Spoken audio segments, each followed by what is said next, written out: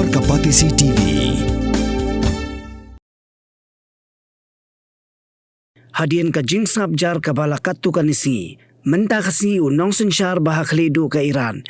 Usaid Ali Khamenei. Ulami partai ban keren halor ka jing akhi ka badang yad menta ha Iran. Ha ka jing keren jong ulaong baka Iran kan pendem. Ha kinong yakhi ki bala kersan da kiri ki banabar ki ba persyang ban penjot yakari.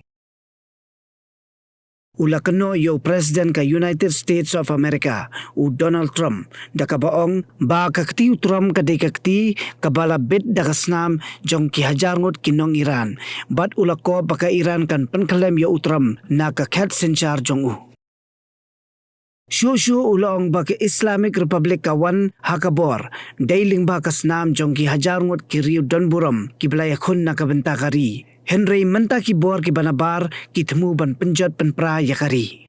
Ula ong bakinong yakhi ki le shongshit ban penshoba yo Presiden jongka wei parkari bat ula maham baka Iran kano map satya yakitu ki bale yaladi kum ki sipai benong jongki wei pat kiri.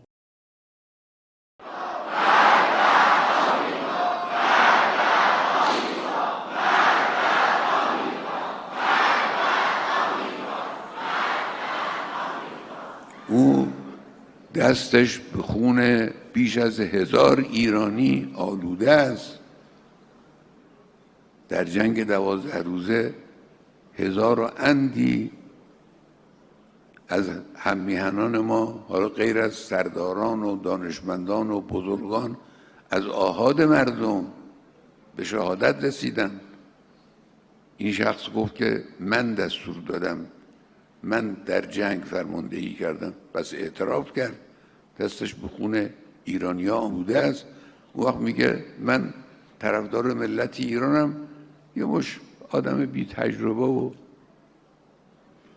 بی توجه و فکر نکرده هم باور میکنن و قبول میکنن و طبق میل او عمل میکنن.